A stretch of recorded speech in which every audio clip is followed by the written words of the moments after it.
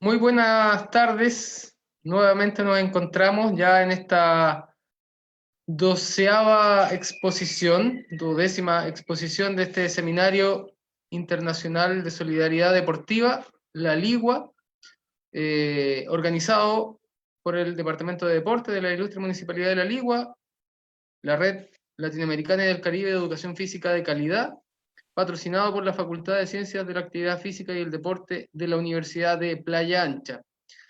Hoy día nos acompaña el profesor Alberto Moreno Doña, que nos va a presentar su exposición sobre la obesidad en la sociedad capitalista actual, reflexiones para la construcción colaborativa de políticas públicas relacionadas con la actividad física y la alimentación. El profesor Alberto, bueno, es profesor de educación física de la Universidad de Valencia, España, magíster en estudios latinoamericanos, mención en filosofía de la Universidad de La Serena y doctor en educación de la Universidad de Granada, España. Muy bienvenido, Alberto. ¿Cómo estás? Muy bien, muchas gracias por la invitación, Aníbal, y muy agradecido de poder compartir con ustedes algunas de las locuras en las que estoy o he venido trabajando en el último tiempo. Antes de comenzar, Alberto, le vamos a pedir a los participantes que puedan colocar sus micrófonos en silencio y al término de la presentación vamos a dar el tiempo para preguntas u opiniones también en relación a la temática abordada. Para poder ordenar las palabras al finalizar la exposición, les pedimos que se vayan anotando en el chat para que el equipo las pueda ir ordenando y obviamente así facilitar después esa fase de la exposición. Alberto, el micrófono es todo tuyo. Muy bien, pues muy buenas tardes, casi noche ya, ¿cierto? A todas y a todos los presentes. Verdaderamente es un placer poder compartir a través de este espacio, como les decía, algunas de las cosas en las que he venido trabajando durante algún tiempo, y no solo por el placer de compartir, que ya lo es importante, sino por hacerlo también en estos tiempos, ¿no? En estos tiempos de confinamiento, que en las 2 primeras semanas fueron una novedad y fueron un placer, desde el punto de vista de poder estar en casa, con la familia, etcétera, pero que ya hoy día pareciera ser que no es tal el placer y que empieza a haber ciertas complejidades en todos los grupos familiares. Así que de verdad muchísimas gracias por la invitación, muchísimas gracias a Aníbal Lautaro por contactarme y poder hacer, principalmente no por contactarme a mí, sino por poder hacer un seminario como el que está haciendo, con la cantidad de invitados que tiene de diferentes países hermanos. Así que de verdad muchísimas gracias, Aníbal, y muchísimas gracias al Deporte de la Ligua por hacer esto posible.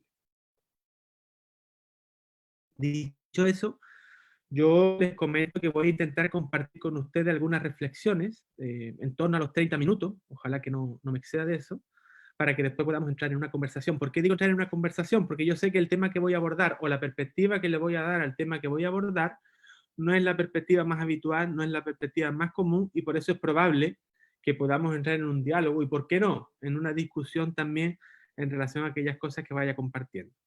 Para eso yo les voy a compartir pantalla con la presentación, que es una presentación, lógicamente con algunos cambios, pero que ya he realizado en algunos otros contextos y que sé que de alguna manera interesan, ya sea por lo positivo o por lo negativo, pero interesa a la comunidad de profesores de educación física y a aquellas personas que se dedican a la construcción de políticas públicas relacionadas con la actividad física y con la alimentación, ¿vale? Dicho eso, como ustedes pueden ver, la presentación del día de hoy la he titulado La obesidad en la sociedad capitalista actual. Reflexiones para la construcción colaborativa de políticas públicas relacionadas con la actividad física y la alimentación, ¿vale? Para profundizar en algunas de las ideas que yo les voy a plantear, les invito a revisar un documento que ya fue publicado hace un tiempo con dos colegas, un filósofo chileno de acá de la región, Ricardo Espinosa Lolas, y con un colega español, Fernando Gómez Gonzalvo, con quien pudimos de alguna manera profundizar en estas temáticas. Lo pongo ahí no por una cuestión de publicidad, sino únicamente por si a alguien le interesa leer con más calma algunas de las cosas que yo les voy a plantear. ¿Por dónde quiero empezar? Quiero hacerlo por aquello de común, ¿vale?, que tenemos los profesores y profesoras de educación física, que es por la preocupación excesiva, yo diría, y a lo mejor eso lo podemos discutir después, obsesiva, que tenemos los profesores y profesoras de educación física en relación al tema o a la problemática de la obesidad. Que yo lo describa como una preocupación obsesiva no significa que tal problemática no exista. Todos los datos a nivel nacional y a nivel internacional nos muestran que efectivamente ya la obesidad en sí misma se constituye en una pandemia a lo largo de todo el mundo. Y una pandemia no de 2 meses ni de 3 meses, sino una pandemia que venimos arrastrando principalmente o más o aproximadamente desde los años 80, tanto a nivel internacional como a nivel nacional. El hecho de que yo diga que es una preocupación obsesiva y lo ponga así en términos negativos, tampoco niega el constatar que Chile es un país donde tanto en la infancia como en la adolescencia, que es el tema que en lo personal a mí me ocupa, los niveles de obesidad son verdaderamente alarmantes. Yo no niego esa realidad, ¿vale? Y ahí les muestro algunas gráficas, algunas ideas para constatar aquello que estoy diciendo. Desde prekinder a primero medio uno puede observar cómo efectivamente el porcentaje de obesidad en los últimos años ha ido creciendo. Algo similar ocurre, perdón, con los niveles de sedentarismo y con los niveles de inactividad física. Eso es algo constatado, que lo sabemos y que difícilmente nos puede llevar a tener una discusión. Lo que sí nos puede llevar a tener una discusión bien interesante es en relación a las políticas que se han ido creando a lo largo del mundo y en el contexto chileno para dar respuesta a esta situación que yo les estoy describiendo. El caso de Chile tiene algo bien particular, y que tiene que ver específicamente con cómo en muy poco tiempo, hemos pasado de una situación en el país de desnutrición a una situación de obesidad. ¿Y por qué digo que esto es interesante? Porque no en todos los países esto ha ocurrido de la manera tan drástica y tan radical como ha ocurrido en el contexto chileno, en donde hace unos años, no más allá de 40 años, hablábamos de desnutrición en el país, y hoy día esos mismos colectivos que estaban desnutridos resulta que son colectivos que podríamos caracterizar con altos porcentajes de obesidad en el país. Esta es una situación muy especial que yo voy a intentar ir explicando a lo largo de mi presentación. Para ello, yo les quiero mostrar una situación muy particular, que no es de nuestro país, ¿vale? Es de Estados Unidos, y que tiene que ver con cómo ha ido evolucionando los porcentajes de obesidad en adultos. ¿Y por qué les quiero mostrar estos datos? Que no son míos, lógicamente, son tomados de un centro norteamericano, pero que yo rescaté de una publicación de Alessandra Valencia, y que tiene que ver con dar cuenta de cómo en los últimos años ha evolucionado el porcentaje de obesidad. ¿Por qué es importante esto? Porque el porcentaje de obesidad ha ido aumentando desde los años en los que consideramos que la obesidad ya se constituía en un problema, ¿vale? Hablamos de los años 80. Los años 80 son los años en los que la obesidad empieza a constituirse en un problema. La obesidad es un problema sociocultural que ha ocurrido siempre, ¿vale? Pero considerarla como un problema empieza a hacerlo más aproximadamente por los años 80. Y principalmente en Estados Unidos, que es el país que más ha invertido recursos económicos en intentar ayudar a disminuir los niveles de obesidad. Sin embargo, acompañando esos altos índices de inversión económica para ayudar a disminuir los niveles de obesidad, nos encontramos con lo siguiente. ¿Vale? Esos son los años 1985. Ahí pueden ver los colores, ¿cierto?, que representan el porcentaje de obesidad en adultos en Estados Unidos. En los años 1985 empiezan a generarse recursos y políticas públicas dirigidas específicamente al tema de la obesidad. Sin embargo, cuando vamos aumentando, nos damos cuenta que esos niveles de obesidad no solo no se mantienen, sino que incluso a pesar del aumento en la inversión y el aumento en la construcción de políticas públicas, estos niveles siguen aumentando. Ahí ustedes pueden ver el año 1995, los años 2000, los años 2005 y los años 2010. ¿Vale? Si se dan cuenta, es bien interesante que la implementación o la implantación de políticas públicas, el aumento de recursos económicos y de otro tipo para ayudar a mejorar esta situación, no tienen una correlación con lo que verdaderamente ocurrió en Estados Unidos y está ocurriendo a lo largo de todo el mundo. ¿Vale? Dicen que en los últimos, desde el año 1985, como promedio, la humanidad hemos engordado 6 kilos por persona. ¿Vale? Para mí es muy importante poner énfasis en esta situación, porque la pregunta o el cuestionamiento es, bueno, ¿qué estamos haciendo? ¿Qué estamos haciendo? ¿Cómo estamos actuando para que no hayamos conseguido que esta situación se modifique?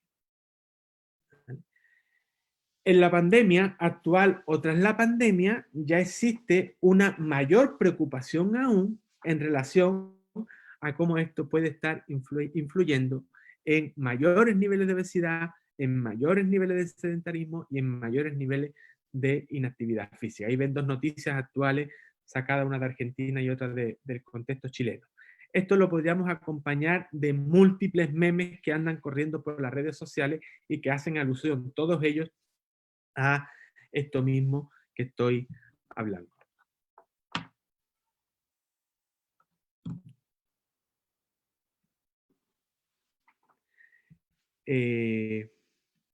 Ya. Entonces, le quiero mostrar una diapositiva ahora que tiene que ver con parte del discurso utilizado por el profesorado de educación física para justificar la importancia de nuestra área curricular al interior del currículum escolar. ¿Vale? Es muy común, es muy repetitivo escuchar y escucharnos a los profesores de educación física justificar la importancia de nuestra labor para combatir la obesidad en los niños, en las niñas, en los adolescentes. Y para ello, el discurso del profesorado de educación física y la evidencia científica que anda recorriendo todas las redes, todas las bibliotecas y todas nuestras carpetas con artículos relacionados con la temática, hacen referencia a que la obesidad va a disminuir si es que somos capaces de hacer mayor actividad física, por un lado, de mejor manera y mejorar nuestra educación nutricional. ¿Vale? Si los seres humanos hiciéramos esas tres actividades, los niveles de obesidad disminuirían. Eso es lo que nos dice la evidencia científica que tenemos hasta el momento, o que hemos tenido en el último tiempo. A eso nosotros, los profesores de educación física, le hemos añadido que se hace indispensable aumentar las horas de educación física. Hay que recordar que al menos hasta donde yo conozco, probablemente haya otras situaciones, Ecuador es un país con más horas de educación física que nosotros. Perú, entiendo que también tiene más horas de educación física que nosotros, y que nosotros hace unos años aumentamos de primero a cuarto básico las horas obligatorias de educación física. Sin embargo, los niveles de obesidad no solo no han disminuido, sino que han ido aumentando a lo largo del país. ¿Vale?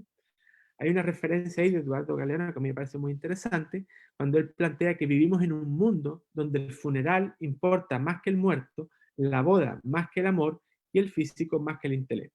Vivimos en la cultura del envase, que desprecia el contenido. ¿Por qué hago esa referencia?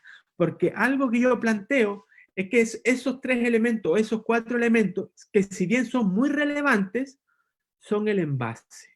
Es decir, lo que habría que repensar es por qué los seres humanos, aun sabiendo que hay que hacer más actividad física, no hacen más actividad física. Aun sabiendo que es importante nutrirse de cierta manera, no se nutren de cierta manera. Y aun sabiendo que es importante saber de nutrición, no ponen el empeño en aumentar sus conocimientos sobre nutrición. Es más, lo que habría que pensar es por qué, a pesar de tener conocimientos sobre nutrición, no somos capaces de nutrirnos de mejor manera. Esa es una situación para mí muy relevante.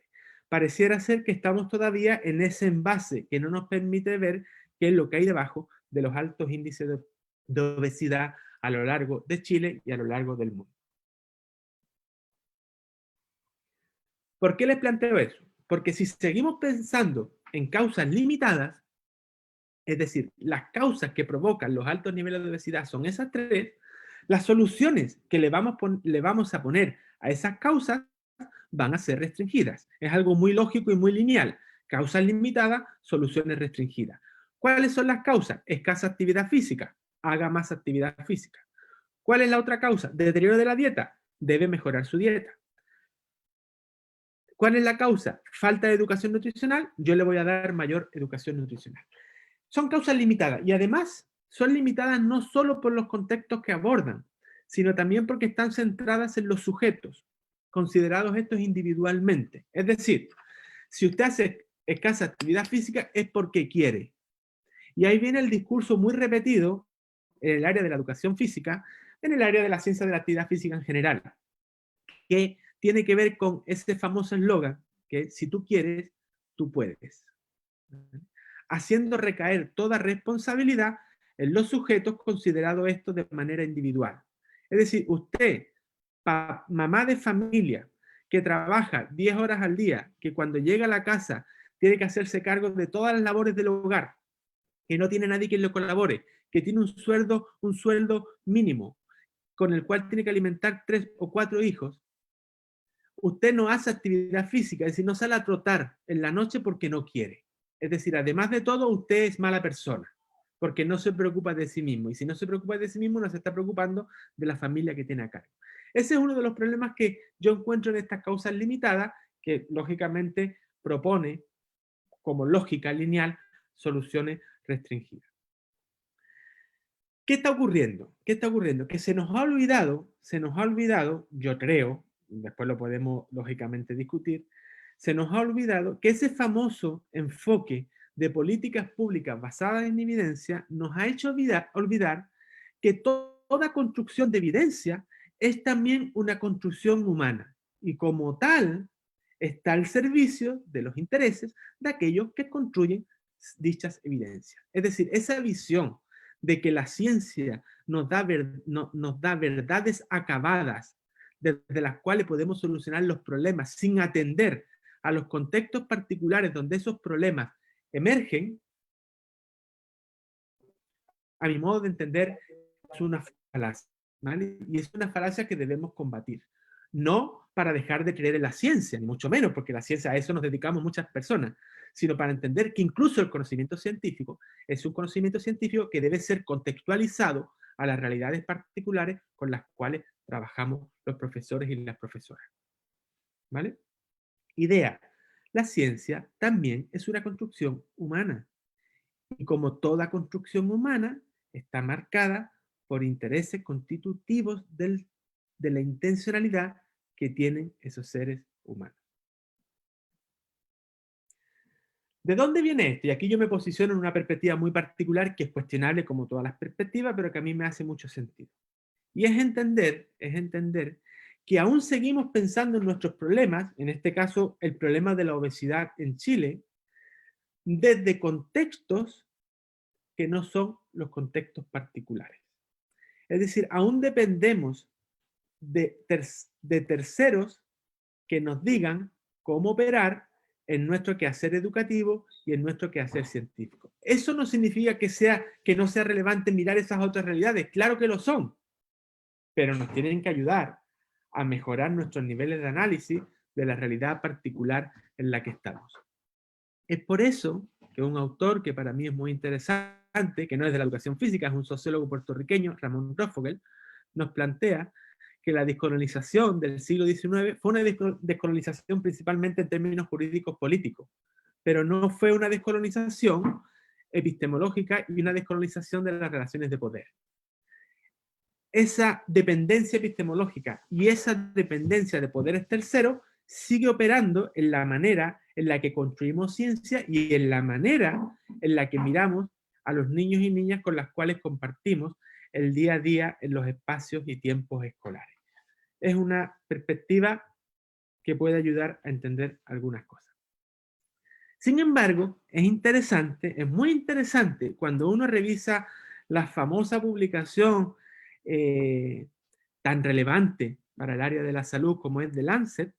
Es muy interesante que en el año 2015 ellos sacan un número especial dedicado especialmente al tema de la obesidad y dicen algo que ha sido muy negado o muy invisibilizado por los educadores que nos dedicamos al ámbito de la educación física o a la ciencia de la actividad física en general. Y voy a leer. Ellos plantean, dice, nuestra comprensión de la obesidad debe ser completamente reformulada si deseamos parar y reducir esta epidemia global. Y miren lo interesante de ahora. Debemos reconocer que los individuos son responsables de su salud, es decir, hay una responsabilidad individual, lógicamente, aunque también que desde el ámbito de la alimentación se explotan las vulnerabilidades biológicas, entre paréntesis, la innata preferencia por los alimentos dulces, psicológicas, a través de las técnicas de marketing, y socioeconómicas, el coste de los productos, lo que hace más sencillo la extensión de la alimentación poco saludable. La responsabilidad de reducir la prevalencia de la obesidad debe ir más allá del ámbito gubernamental. Y miren lo interesante que dice ahora. Y ello debe implicar no solo a la industria, sino de forma destacada a los propios ciudadanos a través de la movilización social. ¿Y por qué es muy interesante?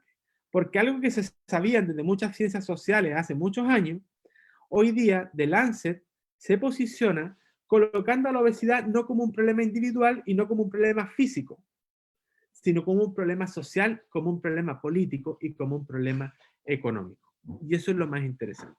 Si esto fuera así, nos debiera llevar como ciudadanos, entonces, y como educadores, a poner énfasis en la dimensión política, en la dimensión social y en la dimensión económica de la obesidad. Dicho en términos más simples, la obesidad no depende única y exclusivamente de los sujetos.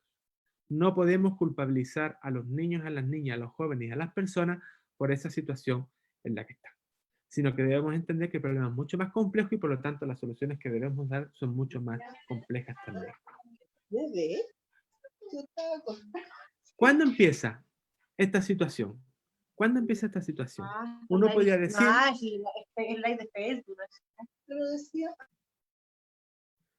Uno podría decir que esta situación empieza en el momento en el que se instalan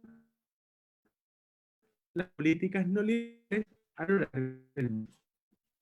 ¿Cuándo ocurre eso? En los años 80. ¿Dónde? Principalmente en dos contextos. Estados Unidos con Ronald Reagan y en Inglaterra con Margaret Thatcher. Eso es muy importante de plantear, porque no ha estado siempre ese problema.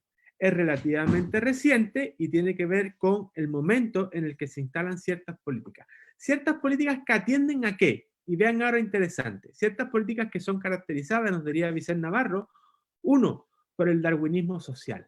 Es decir, por esa idea de pensar de que los mejores, los más hábiles son los que pueden seguir estando en un mejor nivel en el contexto social determinado.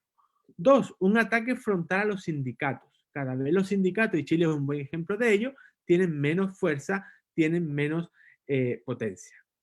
3, menor protección social. Yo creo que la situación de pandemia que estamos viviendo en este momento nos deja clara muestra de que efectivamente la protección social que tenemos los ciudadanos en Chile cada vez es menor. 4, mucha inestabilidad laboral. 5, descenso de los salarios, lógicamente en términos relativos, no en términos absolutos. Y 6, deterioro de las condiciones de trabajo. Eso, perdón, eso se acompaña de situaciones caracterizadas por altos niveles de ansiedad y altos niveles de estrés, ¿vale? Que puede surgir de un contexto como el que yo les estoy caracterizando en este momento. En términos muy simples, estamos condenados a seguir aumentando los niveles de obesidad si es que no cambiamos las condiciones sociales, las condiciones políticas, las condiciones económicas, desde las cuales pareciera ser hasta lógico que esos niveles de obesidad aparezcan. Por lo tanto, la pregunta no es cómo queremos sobrevivir, que es lo que hemos estado haciendo. Es decir, aceptemos que hay darwinismo social, que no tenemos sindicato, que la protección social es deficitaria, que estamos en una situación de inestabilidad laboral, con salarios paupérrimos y con unas condiciones de trabajo horrorosas. Aceptemos eso y veamos cómo sobrevivimos para empezar a preguntarnos entonces, no cómo queremos sobrevivir, sino cómo queremos vivir. Y es una pregunta de una complejidad mayor, porque esa pregunta nos lleva no a estar en el sistema, sino a querer transformar el sistema. No a aceptar la educación física escolar en las condiciones en las que está actualmente, sino en hacer un trabajo que propenda la transformación de las desigualdades que operan al interior de ese sistema. ¿Vale? ¿Y por qué es importante? Porque lo que pareciera que está ocurriendo es que hemos pasado de una lógica en donde el conocimiento estaba centrado principalmente en Dios, ¿cierto? Esa forma de validar el conocimiento porque había un ser superior que nos decía cómo debemos hacer las cosas. Ahí tienen la imagen del Panteón Romano con el famoso ojo de Dios. Hemos pasado de una lógica del conocimiento como control y dominación a mantener la misma lógica, pero ya no en nombre de Dios, sino en nombre de la ciencia. Y eso hace que aquellas personas que constituyen los contextos para los cuales trabajamos sigan teniendo nula voz en los cambios que pueden ayudar a mejorar las situaciones que están viviendo. Es decir, hemos pasado del ojo de Dios al ojo de la ciencia, sin cuestionar lo que hay debajo del conocimiento como poder. ¿Vale? Ese es otro tema que yo creo que puede ayudarnos a seguir pensando, porque como ustedes se darán cuenta, yo no tengo solución a estos problemas, sino tengo reflexiones desde las cuales operar posibles transformaciones. ¿Qué nos queda? Yo creo que lo que nos queda ante esta situación es asumir que lo que estamos viviendo no es un estallido social como algo inconexo de nosotros, no es una pandemia a nivel global, sino que en el fondo lo que hay detrás de todo esto, es una crisis civilizatoria. Así lo plantearía la activista boliviana Silvia Rivera de Cusicas. Y si lo que hay es una crisis civilizatoria, la obesidad no es un problema particular. La obesidad es un problema más dentro de esa red compleja que constituye la crisis civilizatoria. Y si la crisis civilizatoria la estamos viviendo, lo que tendríamos que empezar a pensar es en otro proyecto civilizatorio. Alguien podría decir, bueno, es que eso es muy utópico. Claro que es utópico, pero efectivamente a partir de esas utopías que las sociedades han ido movilizando, se han ido construyendo otras formas de ser y estar en el mundo. En ese otro proyecto civilizatorio, donde la obesidad sería algo a conversar, pero no sería el problema, la activista boliviana Silvia Rivera de Cunzicaski nos plantea algunos principios que yo creo que son interesantes. Lógicamente ella no lo plantea para la educación física, pero yo creo que es interesante que los podamos revisitar para ver cómo eso podría ayudar a la construcción de políticas públicas y a la labor de los educadores y educadoras al interior de las comunidades educativas. Tres principios muy interesantes son, por ejemplo, el principio de reciprocidad, ¿vale? En contraposición, lógicamente, al liberalismo característico que estamos viviendo. El segundo, la complementariedad en lugar de la competencia. Esto a nosotros nos toca mucho porque a pesar de todo el discurso que venimos generando en las últimas décadas, sigue siendo la competencia el elemento central de nuestras prácticas educativas.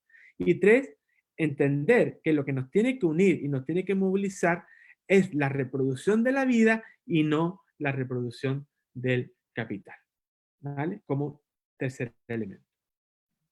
Y a partir de ahí hay algunas implicaciones que tienen que ver, o que yo creo que tienen que ver con la construcción de políticas públicas en general, pero también con la labor del profesorado de educación física en particular. Ahí hay algunos, ¿vale? Que son importantes.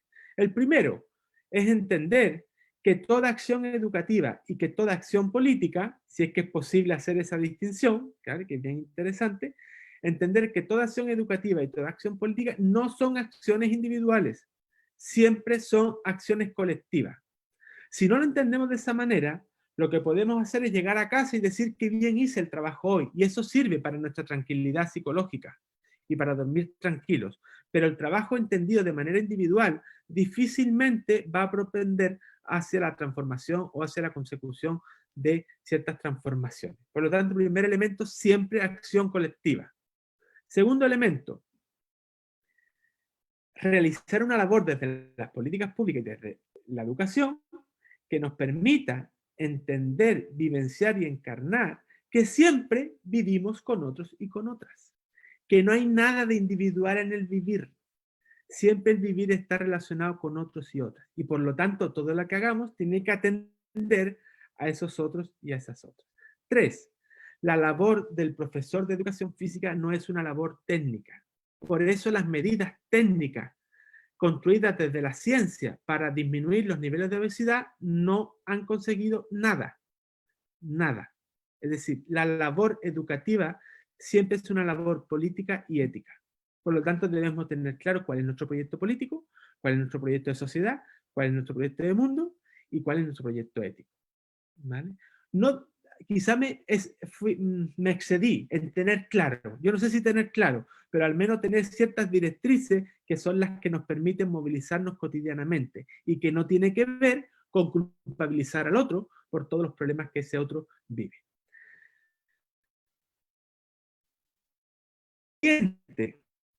Si la labor, construcción de política pública conllevan compromiso político y conlleva compromiso ético, hay que entender que para generar algún cambio no podemos seguir operando bajo los mismos principios y por tanto se requiere de la transgresión de las normas instituidas. Esto es lo que más ruido suele hacer cuando uno comparte estas ideas, ¿vale?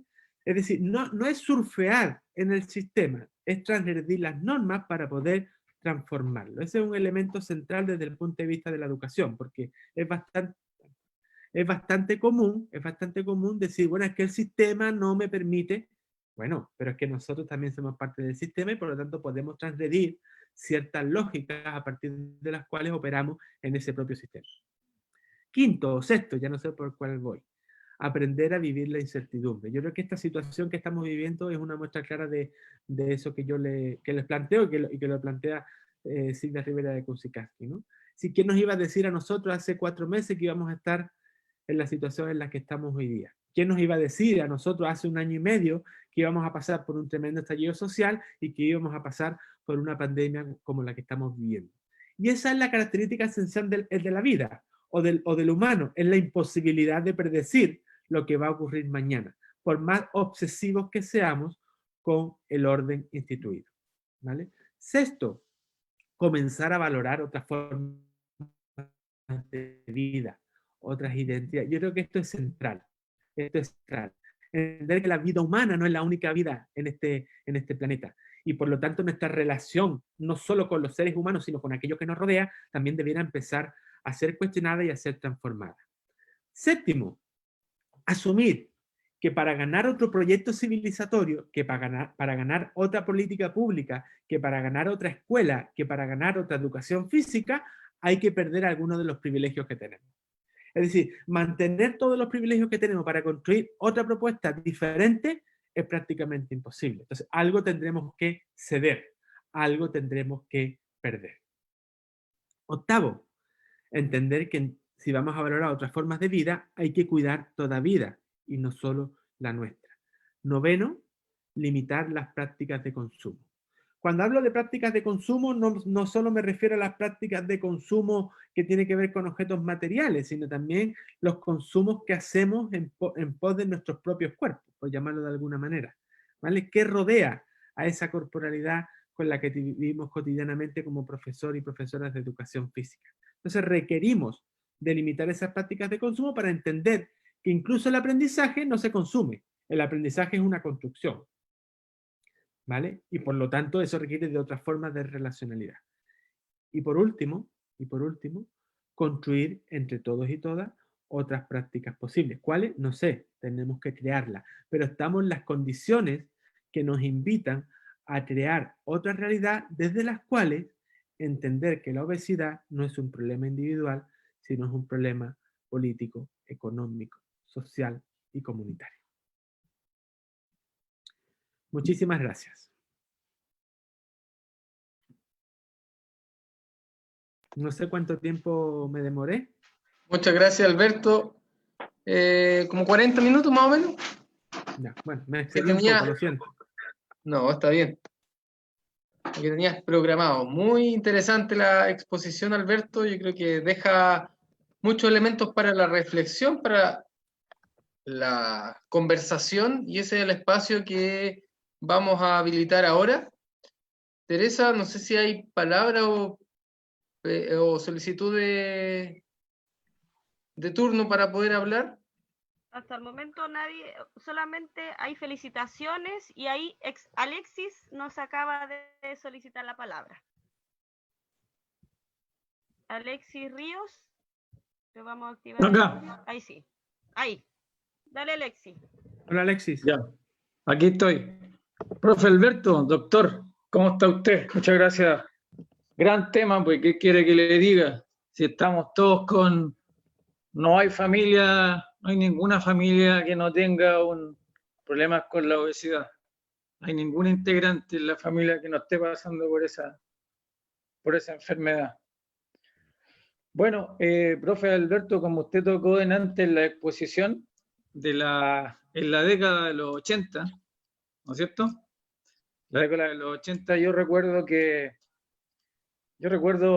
bueno, en esa época yo tenía como 13 años, 14 años, pero yo me acuerdo que no había mucha obesidad, inclusive mis compañeros de curso, que yo me acuerdo, que, pucha, siempre estaba el típico gordito del curso, pero era uno, ahora usted entra a clase y está en la mayoría del curso está con obesidad. Y recuerdo nosotros en esa época que los profesores de educación física, nosotros nos hacían jugar mucho, jugamos básquetbol, jugamos fútbol, nos llevaban a los estadios, pero una serie de actividades recreativas, pero nos hacían jugar mucho. Después llegábamos a la casa y seguíamos jugando, profe, seguíamos jugando. Y yo recuerdo que eran esos tiempos que uno jugaba hasta las 11 de la noche, 12 de la noche, jugando en la pichanga afuera en la calle, y nunca tuvimos problemas de obesidad y esas cosas, lo que está ocurriendo ahora. Bueno, ahora lo que pasa, profesor, que yo creo que la obesidad tiene que ver mucho con la tecnología. Cuando apareció el avance de la tecnología y no hemos sido capaces, la sociedad, hacer que la tecnología sea nuestro aliado en la parte física, que muchas veces criticamos a la tecnología, pero también la tecnología nos da herramientas para ir desarrollando más actividad física en el área, ya sea para los niños, ya sea en todo sentido, profesor.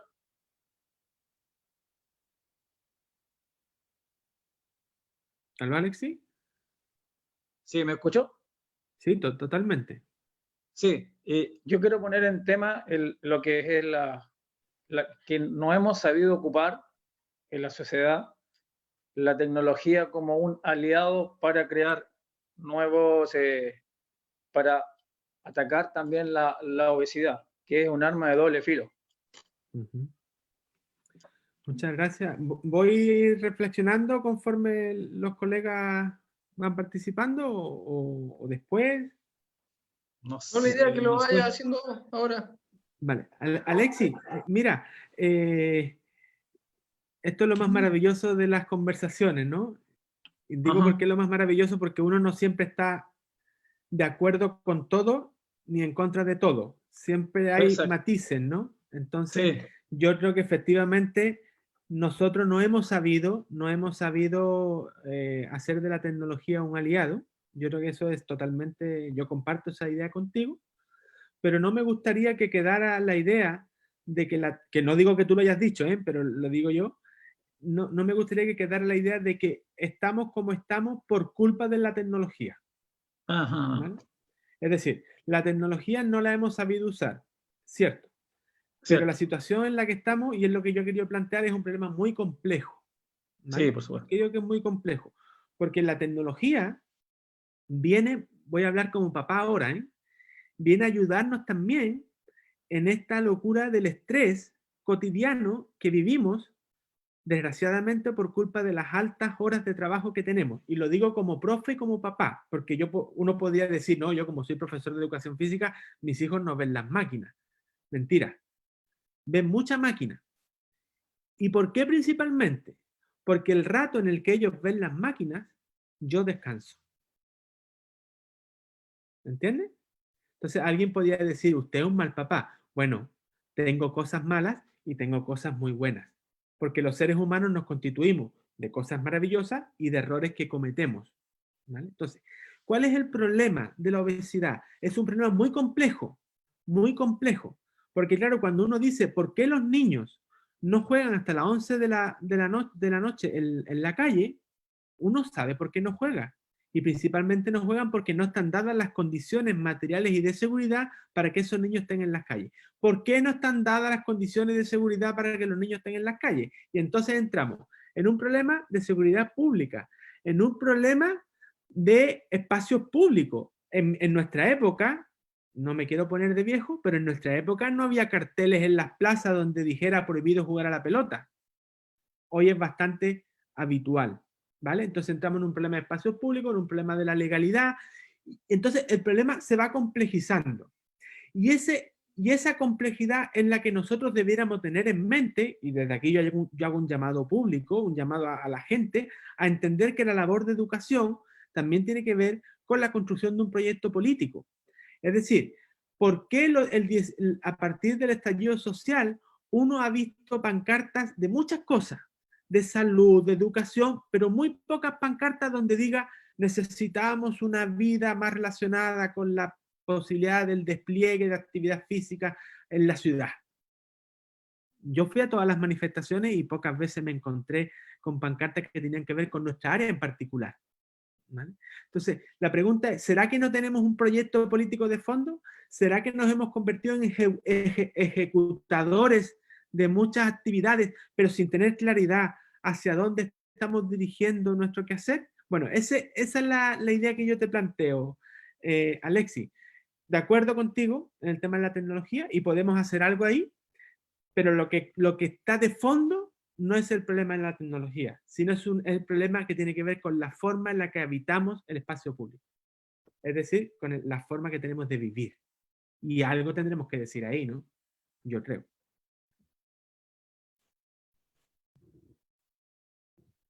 Muchas gracias, profesor. Bueno, continuamos.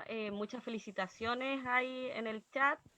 También Sandra Burgos nos dice que crear conciencia colectiva y accionar en conjunto para un efectivo resultado. Y ahora Gabriel Herrera nos pide la palabra. Gabriel. Sí. Sí. Hola, profesor. Hola, Alberto, ¿cómo Hola. está? ¿Y usted?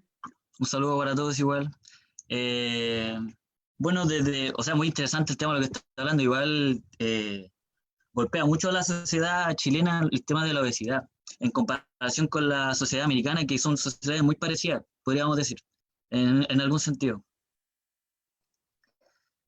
Lo que pasa, lo que le quería plantear es lo siguiente, que lo que pasa es que yo vi un documental que se llama What the Health, que es de Netflix, que habla de lo que dice usted respecto al mecanismo que tiene el capitalismo en este sentido de la obesidad, que habla de una especie de conspiración, me estoy yendo en otro sentido, una especie de conspiración de, por ejemplo, empresas transnacionales que se dedican al negocio de la alimentación. Y su propaganda es que, por ejemplo, el alimento alto en grasas o la carne, de cierta manera, y algunos aspectos, o sea, otros tipos de alimentos como la leche, eh, son nutritivos y están puestos en la pirámide nutricional en la cual nosotros pasamos nuestras dietas. Y en este documental hablan de lo que causa este tipo de alimentación, que causa obesidad, cardiopatías y otros tipos de obesidad en este caso que lo estamos enfocando. Y, y estas transnacionales también tienen empresas farmacéuticas y es como una cadena, porque, por ejemplo, tú te enfermas de obesidad y tú vas comprando alimentos a estas farmacéuticas que son de los mismos dueños y mantienen a esta sociedad como en ese tipo de monotonía. Y nos siguen enfermando y habla sobre una especie de conspiración que hay. Y la pregunta es, ¿el sistema capitalista en este caso quizás quiere a la sociedad enferma para que siga consumiendo?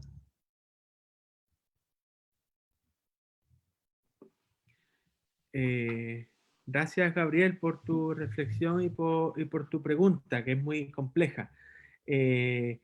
Porque, claro, yo no me gustaría entrar en esas teorías conspirativas, ¿vale?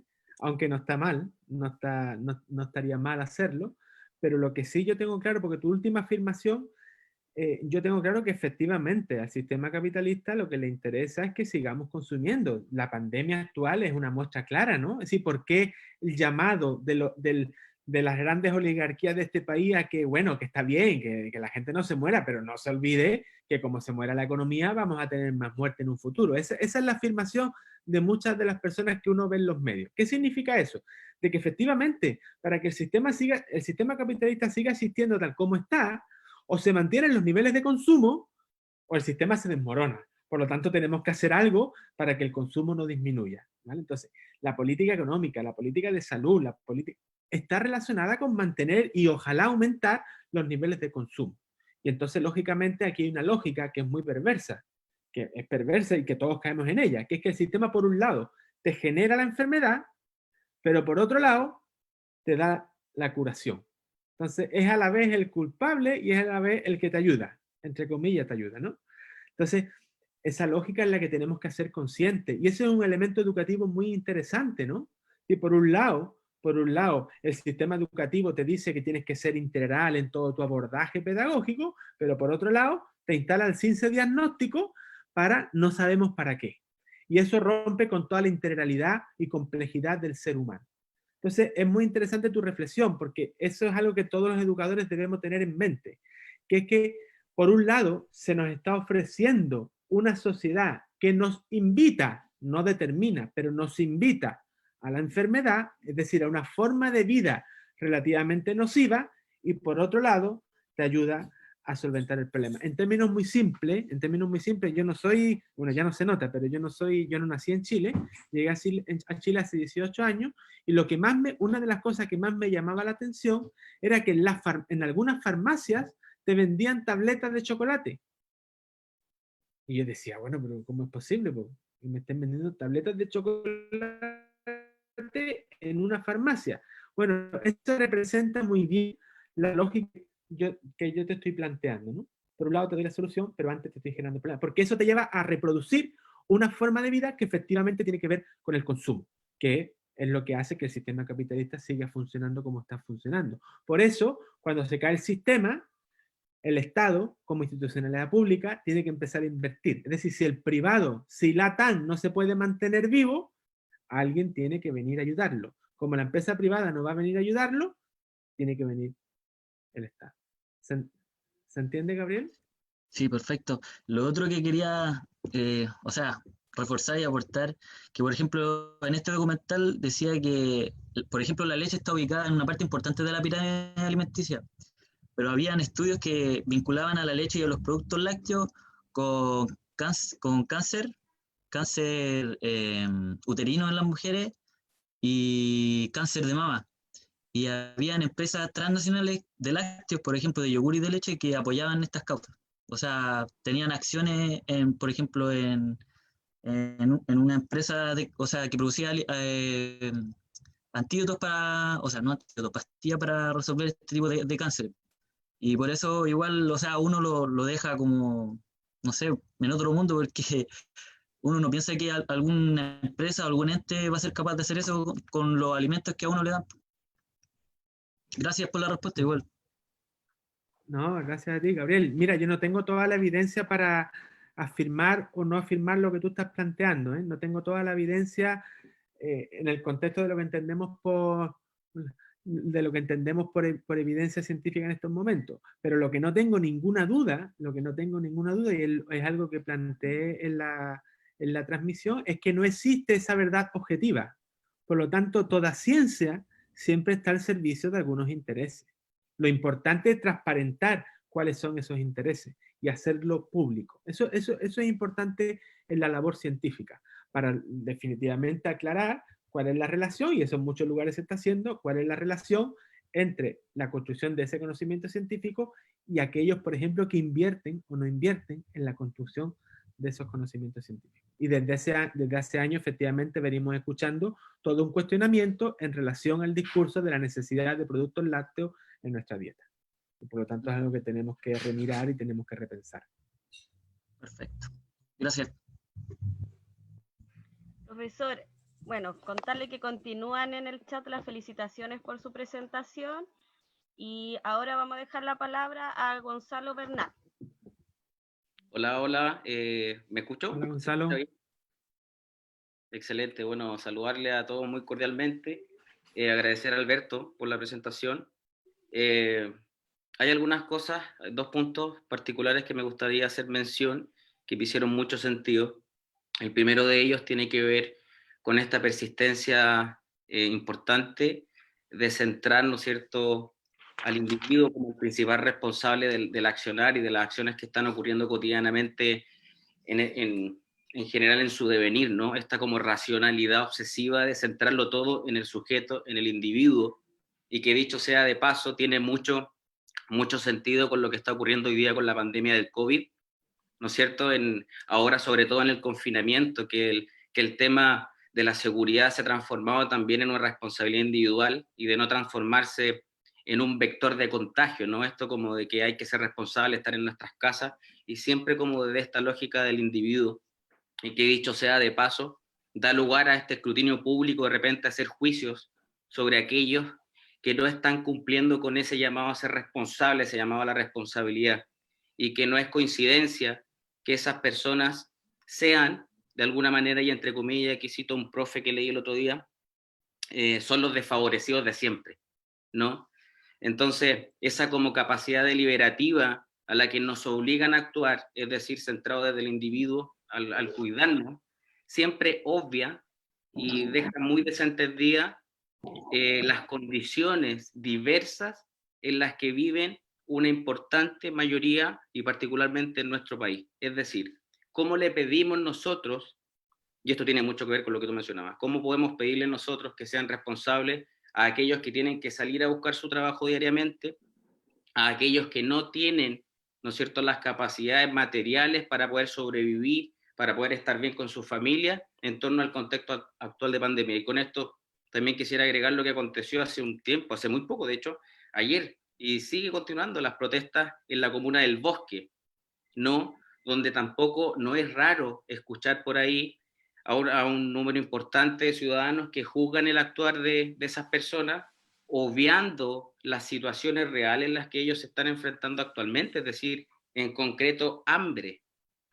Por lo tanto, yo creo que es el momento, y ahora aquí en el lenguaje, nuestra jerga de los profes de EFI, es que ese sentido colectivo que de por sí, ¿no es cierto?, trae consigo toda una complejidad, es momento ya de ahondar definitivamente en aquello y hacernos responsables que todas estas lógicas, tanto como la pandemia de obesidad, como lo que ahora nos está ocurriendo, tiene una trama a priori muchísimo más compleja que centrar todo en el individuo, que es el individuo el que quiere ser obeso, que es el individuo el que quiere contagiarse de COVID o que está buscando contagiar al resto, sino que son lógicas realmente muchísimo más complejas, ¿no? Y que tienen que por sí traer el contexto de esa complejidad, es decir, atender a la desigualdad en la que estamos viviendo como país, atender a la inequidad en la que estamos sumergidos, y que eso, por lo tanto, se transforma en un insumo realmente relevante para poder entender la obesidad, por ejemplo, de mejor manera,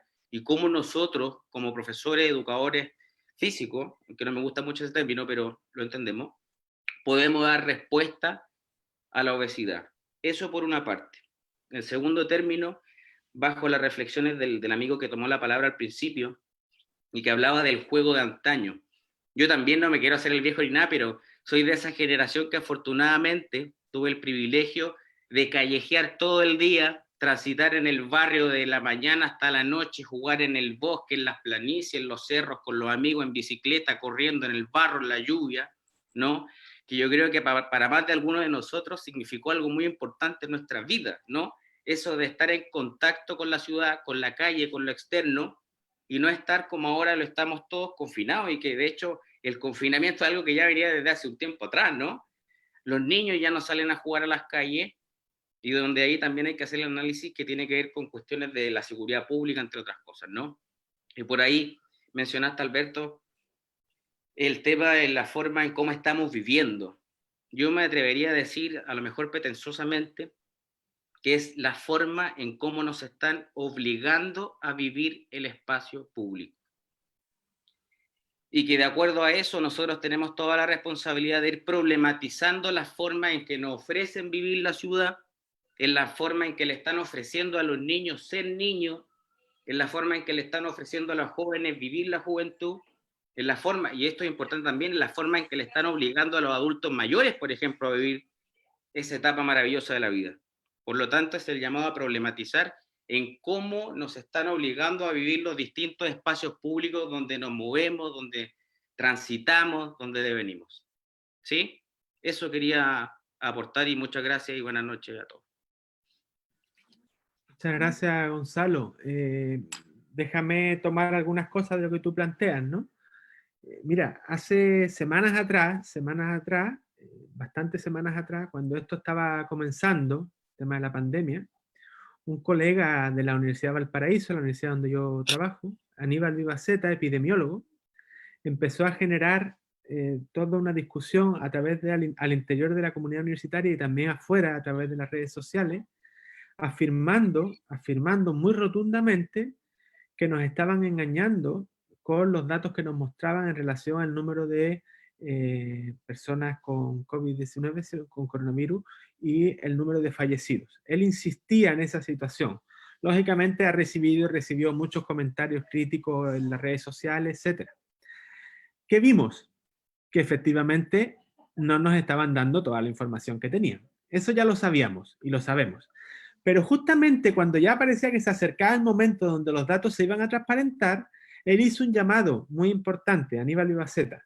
Él hizo un llamado y fue, cuidado, porque ahora nos van a culpabilizar a nosotros de que no estamos siguiendo las medidas que nos dijeron que había que seguir. 3 días después, empezaron a decir, el ministro de Salud y el presidente de la República, que efectivamente nosotros no estábamos siendo responsables con las medidas de salud. Eso es algo muy propio de la política en estos momentos, que es culpabilizar al ciudadano de todas las cosas que operan a nivel social. Y lógicamente algo de responsabilidad tenemos, porque uno tampoco puede echarle la culpa a otro.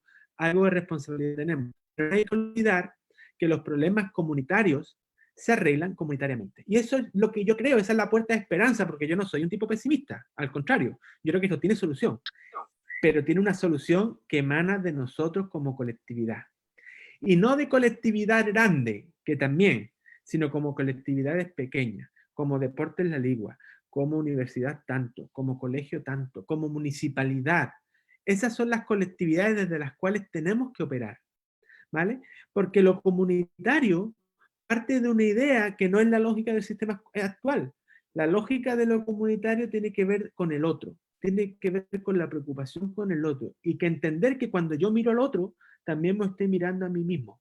Por lo tanto, hay un elemento central que no está operando en la lógica global de este país, pero es un elemento central. Y ahí, como profesores, ahora me voy al ámbito más concreto, como profesores y profesoras de educación física, hay una idea que se nos ha olvidado. Si somos profesionales, que nos encanta decir que somos profesionales, ¿cierto? Porque lo somos, tenemos un título que así nos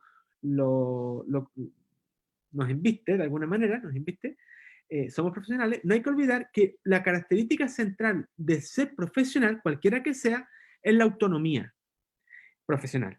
Y la autonomía profesional significa que nosotros somos capaces de generar proyectos a partir de los cuales operamos ciertos propósitos. Es decir, que no hay un tercero que me tiene que decir siempre lo que tengo que hacer, que no hay un tercero al cual yo siempre le tengo que decir lo que hago, sino que yo soy lo suficientemente autónomo y responsable, porque esa es la otra cara de la autonomía, ¿cierto? Para operacionalizar nuestras colectivamente, nuestras propias convicciones, aunque esas sean contrarias a otra propuesta determinada. Pero para hacer eso, y repito algo que dije en la presentación, para hacer eso significa entender que como colectivo vamos a ser capaces de transgredir ciertas normas instituidas. Si no hay transgresión de esas normas, difícilmente vamos a poder generar ciertos cambios. Probablemente antes de la pandemia, a Aníbal Lautaro no se le hubiera ocurrido, digo yo, Aníbal, yo no lo sé, hacer un seminario de estas características. Pero un seminario de estas características lleva no sé cuántas jornadas, invitando a gente de todo el mundo. Eso rompe con la lógica tradicional en la que nos venimos moviendo. Y eso se puede y se debe hacer, pero tiene que responder a un proyecto político colectivo. A mí, y yo siempre lo digo, no me canso de decirlo, la Corporación Municipal de Valparaíso en términos educativos, con todos los errores, con todos los problemas económicos que tiene, hoy día está construyendo un proyecto político. Puede estar equivocado, pero es un proyecto realizado de sus propias comunidades. Puede tener problemas económicos, pero es un proyecto realizado desde la gente que opera en ese sistema educativo. Entonces, es importante entender desde las diferentes instancias que necesitamos juntarnos, no para estar de acuerdo en todo, sino para levantar un proyecto desde todos. Y también desde los niños y las niñas, porque no se nos puede olvidar que en el mundo adultocéntrico en el que vivimos, somos muy buenos para decirle a los niños y las niñas qué es lo que tienen y deben hacer. Pero se nos olvida que ellos, como sujetos políticos también, tienen algo que decir en los proyectos que tienen que ver con ellos.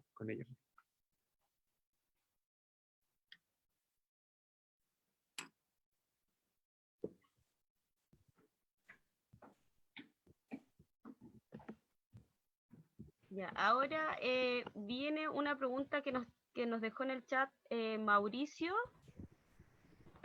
Hola, hola, buenas. Hola, Mauricio. Gracias, Teresa. Profesor, buenas tardes.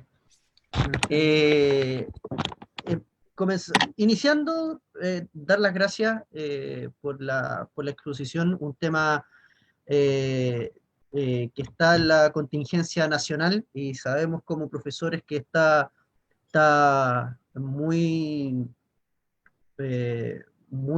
latente en todo aspecto, ya sea político, ya sea educacional y también de salud, ya que se trabaja de forma transversal.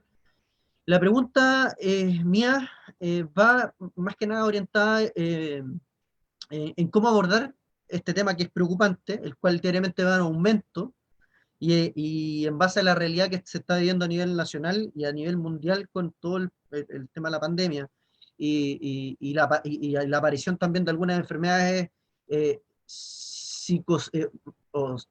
psicológicas, en cierto modo, la ansiedad y todo tipo de patologías que puedan aparecer. Estas cifras van a ser modificadas, van a ir en aumento. Por el mismo motivo, se deben generar nuevas políticas o procesos para afrontar esta problemática. en el punto de vista, dentro del estudio y dentro de la concepción y de su vivencia, ¿cómo la abordaría de forma escalativa? Como lo digo, ya sea institucionalmente, de forma político o social o comunal, para insertar a la población para la mejora de esta problemática? Mauricio, muchas gracias. Si yo te diera respuesta para tu pregunta, seguramente estaría sentado en algún ministerio. Entonces, bueno, es muy compleja la pregunta que tú haces, ¿no? Pero claro, hay algunos principios que operan. Lo primero es entender, yo creo, Mauricio, no me creas mucho, pero yo te voy a decir algunas cosas que he reflexionado en este tiempo, ¿no? Lo primero es entender y asumir que vivimos una situación de excepcionalidad, ¿no?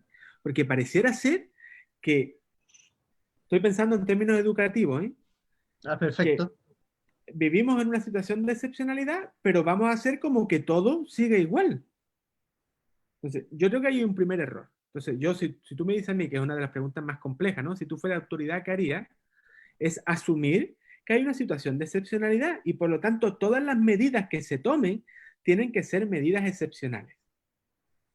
Sí, Mauricio, yo creo que eso es un problema que hasta el momento no somos conscientes de eso.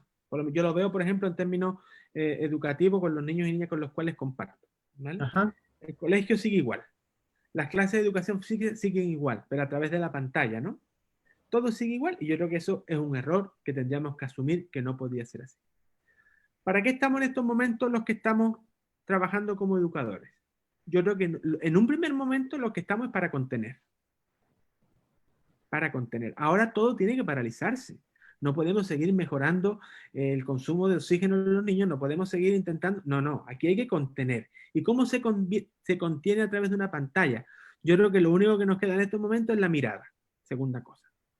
Entonces, si yo fuera ministro, por eso no lo soy, Mauricio, yo haría algo para que la gente ayude a mirar a los otros.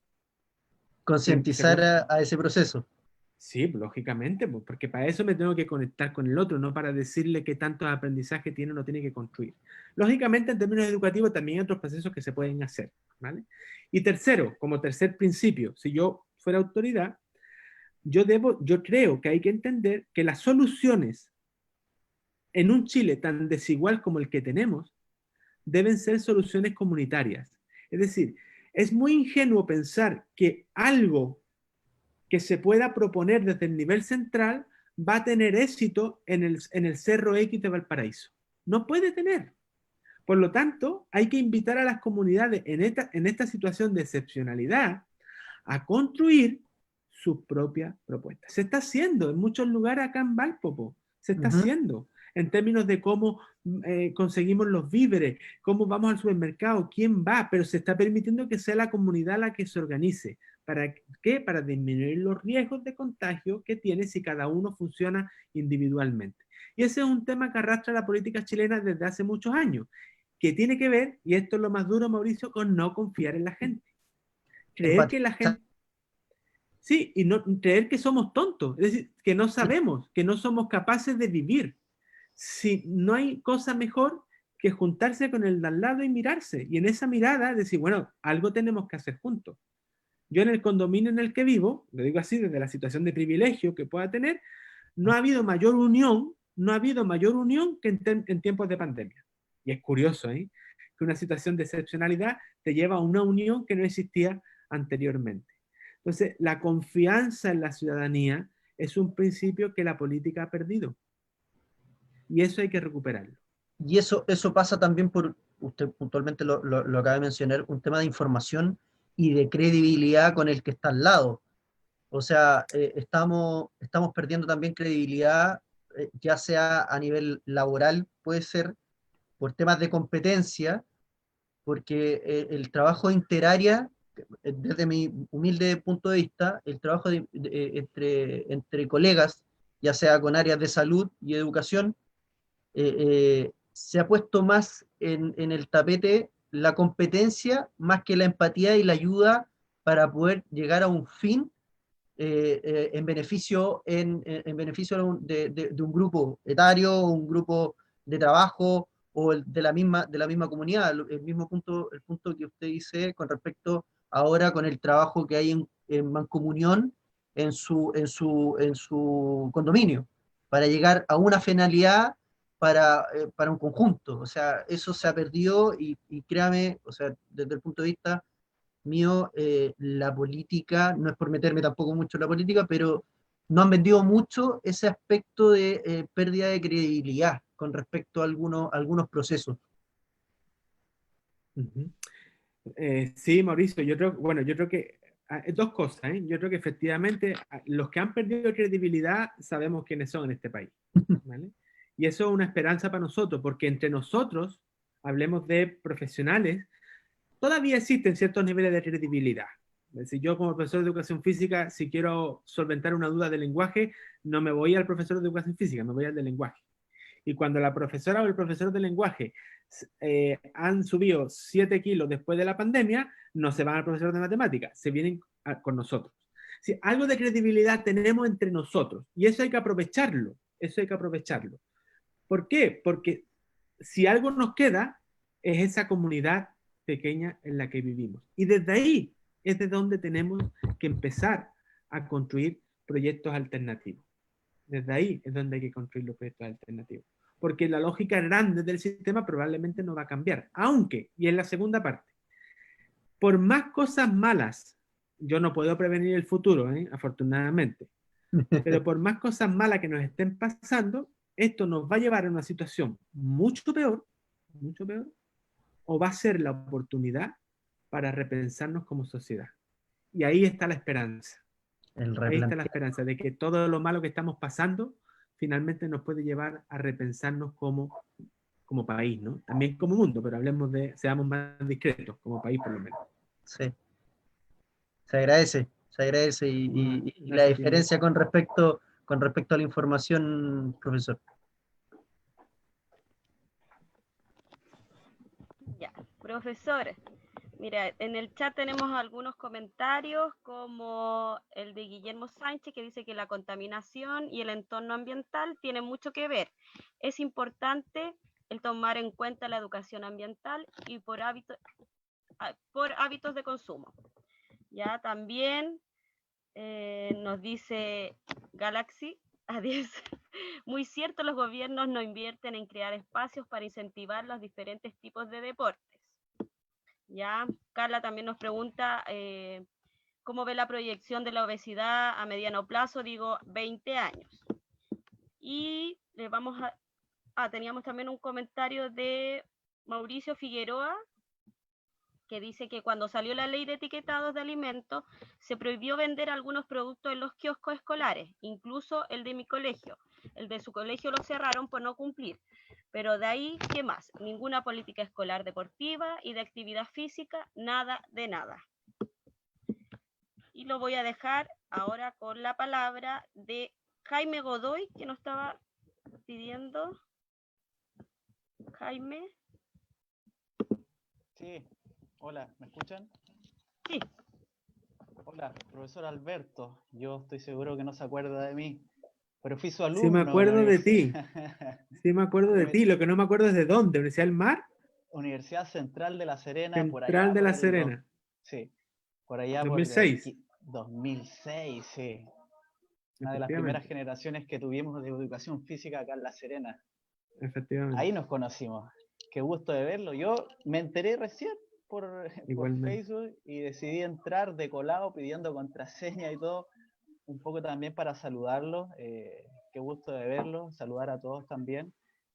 Agradecer también el espacio que se da para poder conversar de estos temas que de cierta manera también toman una relevancia fundamental en la época que estamos, que el encierro genera más sedentarismo, por ende genera más obesidad quizás en las personas.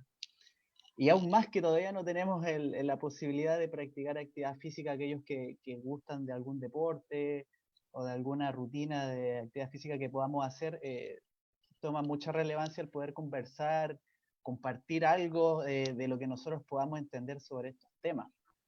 A raíz de lo que estaba escuchando y de lo que también usted expuso, creo que sí, a nivel central sí se han hecho cosas, recuerdo el programa de Elige Vivir Sano, pero creo que los objetivos que plantea el Estado en función de estos programas que vayan en favor de la actividad física, ¿cierto? No están muy bien enfocados, ¿ya? Elige Vivir Sano, recuerdo que se hacía por ciudades, por ciertos tiempos donde se hacían corridas en La Serena, en diferentes ciudades, pero no tiene esa continuidad, ¿cierto? Si nos enfocamos en, por ejemplo, la teoría del entrenamiento, donde no se respetan la continuidad, la progresión, la sistematización de alguna actividad física, no tiene eso.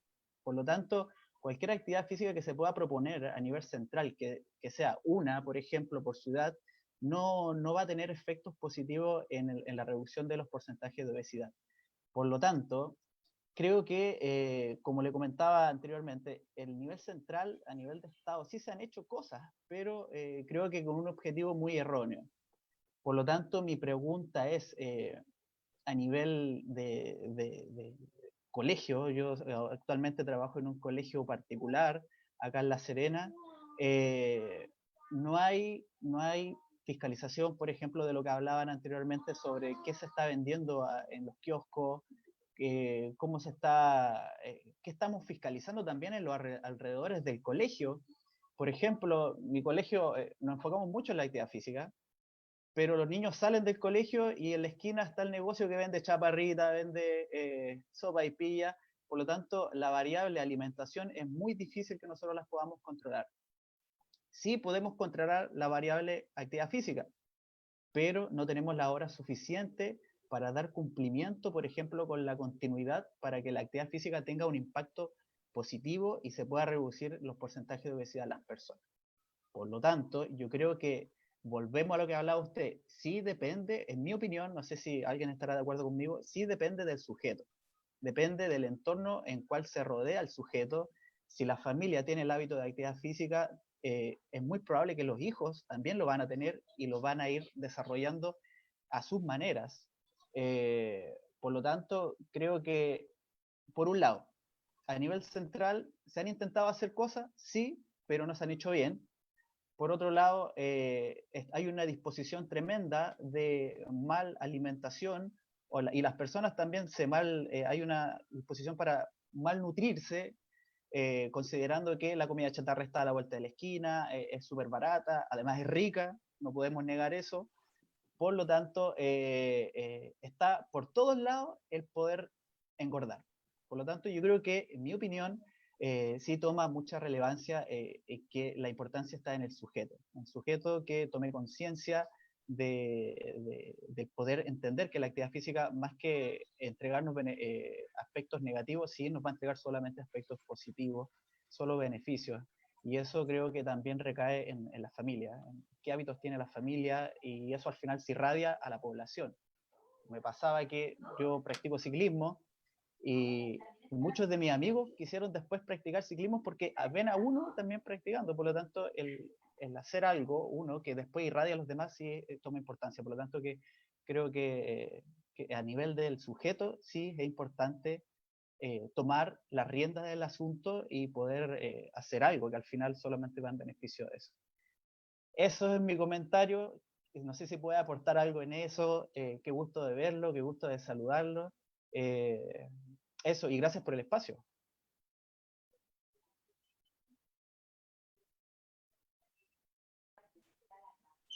Ya, es que pedí que cerraran la puerta porque se estaba escuchando a toda la familia hablar de fondo. Jaime, lo primero es decirte, bueno, que es una sorpresa tremenda volver a verte, porque claro, volver a verte es volver a revivir muchísimos momentos en la Serena, y además en esa Facultad de Ciencia de la Educación que se abrió en 2006 en la Universidad Central, y que bueno, que fue un proyecto hermoso. Así que de verdad, muchísimas gracias por aparecerte por ahí. Si no hubieras hablado, probablemente me hubiera quedado mirando, así como diciendo, ¿lo conozco o no lo conozco? Pero un placer volver a verte, Jaime. Agradecido por tu reflexión y por tus preguntas. Yo tendría mucho que decir en relación a lo que tú estás planteando, Jaime. Voy a intentar ser sintético, porque Aníbal me está mirando con cara extraña, No, no. Voy a intentar ser sintético y voy a intentar relacionar lo que tú planteas con un comentario que parte diciendo el colega Mauricio Figueroa, que discrepa conmigo, ¿vale? De lo que yo digo. Y a mí, como me encanta la discrepancia, voy a intentar relacionar lo que tú planteas con lo que él está planteando, ¿vale? ¿Por qué digo eso? Porque yo comparto contigo, Jaime, totalmente que sí, que se han hecho muchas cosas, pero muchísimas, muchísimas, no desde hace 2 años, desde antes. Mira, pensemos en alguna. Una, el programa que tú planteas, Elige Vivir Sano. Uno puede gustarle más o puede gustarle menos, pero eso significó la movilización de mucha gente y de muchos recursos, ¿vale?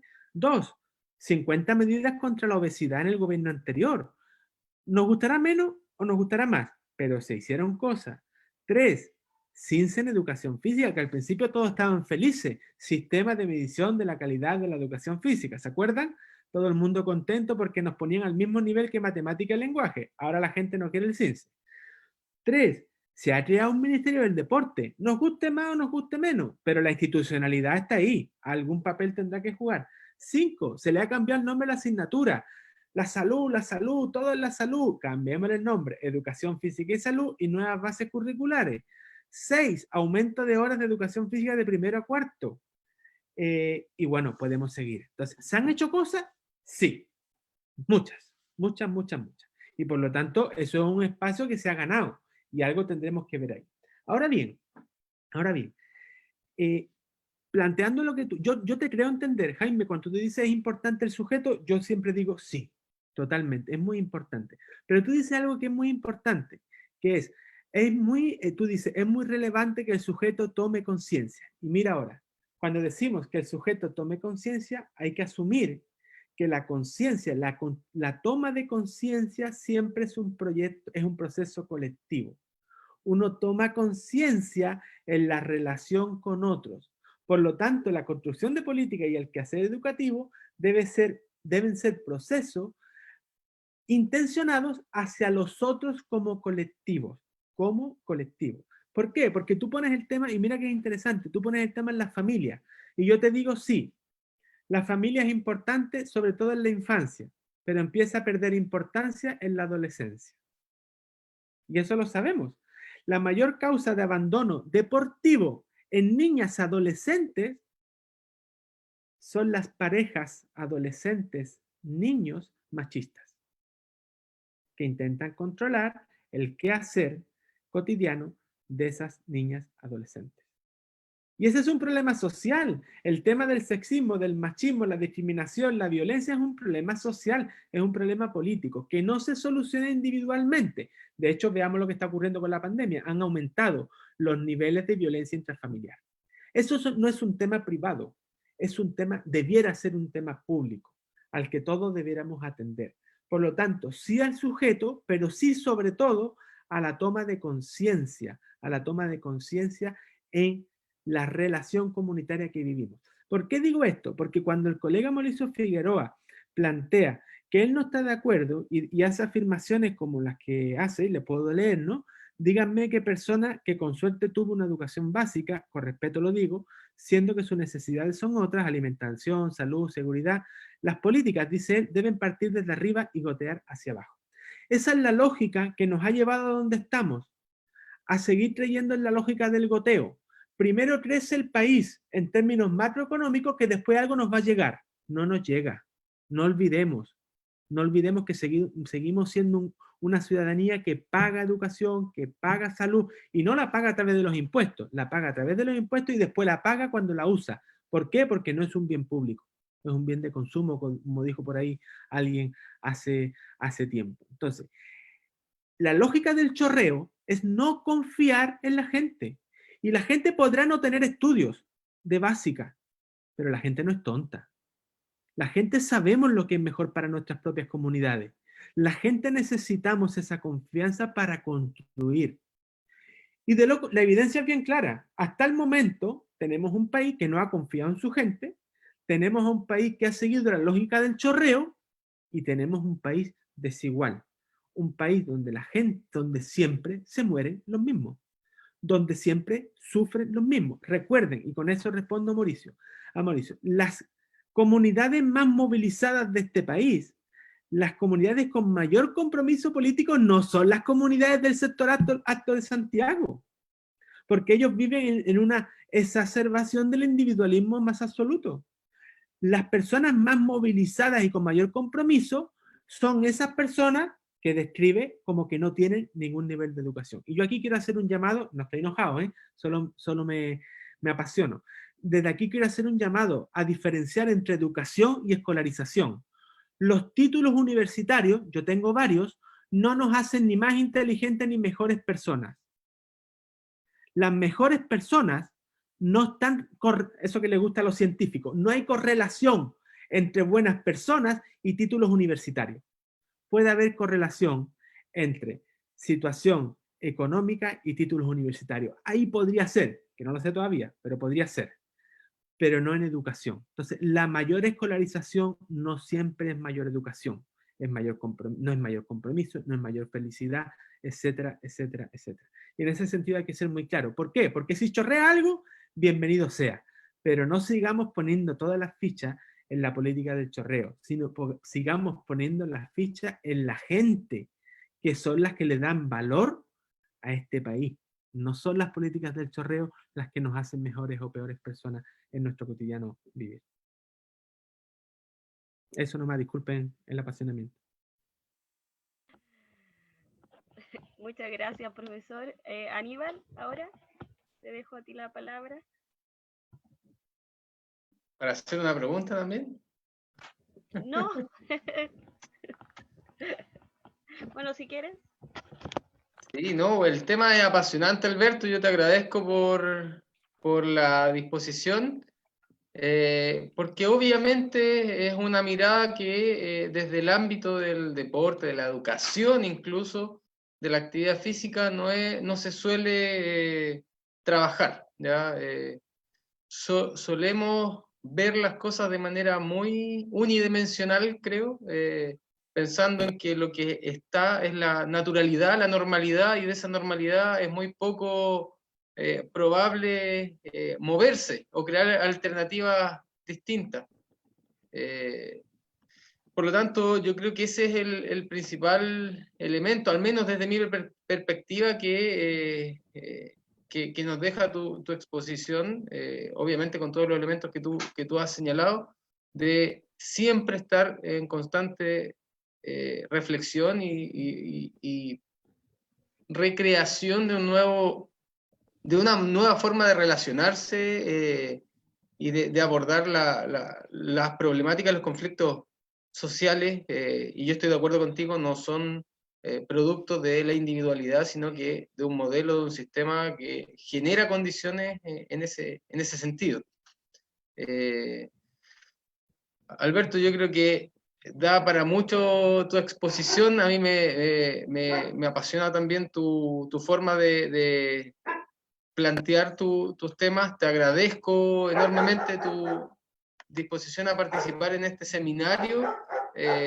Ya esta es la penúltima jornada y hemos tenido mucha posibilidad de discusión, de conversación, de reflexión, de miradas distintas, las distintas dimensiones que componen el ámbito del deporte, de la educación física, de la actividad física, que van a ser, creo, lo tengo súper claro, estoy súper seguro de eso, van a ser súper importantes para los desafíos que vamos a empezar a planificarnos desde cada uno de los territorios de los que estamos acá vinculándonos a este espacio interactivo digital, pero que finalmente nos genera también un espacio de encuentro, finalmente, a pesar de la distancia, un espacio de encuentro súper válido y súper importante para nosotros. Les pedimos a todos, chiquillos, que no sé si Alberto tienes algo más que decir. Sí, dame 30 segundos para agradecer, ¿no?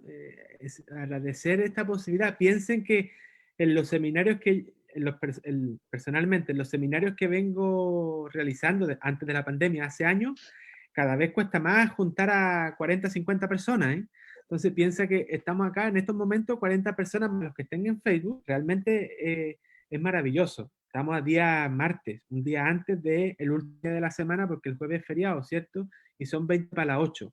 Así que de verdad, muchas gracias por darse un tiempo para escuchar a un loco que viene a hablar de la obesidad, el capitalismo y la posibilidad de transformación social. Así que un abrazo tremendo. Muchísimas gracias y para cualquier cosa que yo pueda colaborar, por aquí me tienen. Muchas gracias, Alberto. Teresa. Sí, hay muchos sin cámara activa, pero vamos a sacar igual la foto. Les pedimos eso entonces, que habiliten sus cámaras. Alberto va a poder hacer la foto final. Saluden a la cámara.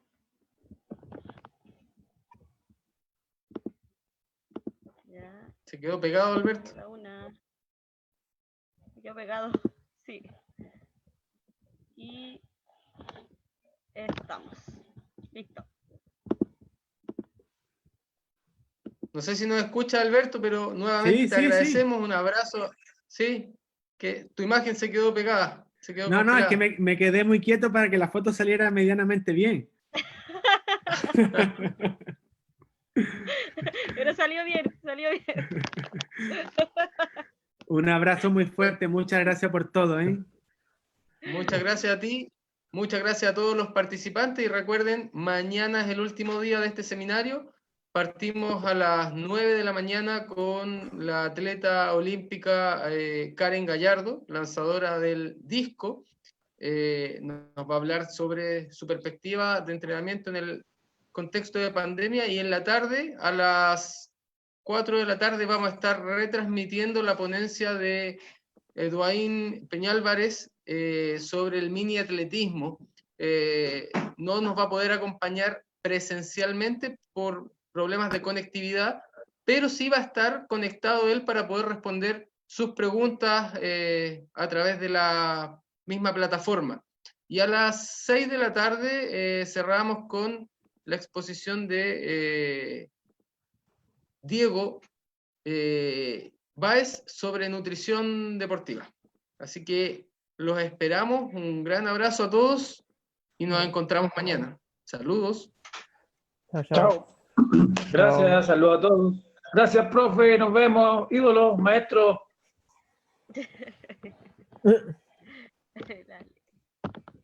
Chao, Alexis. Chao, Tere. Gracias. Chao.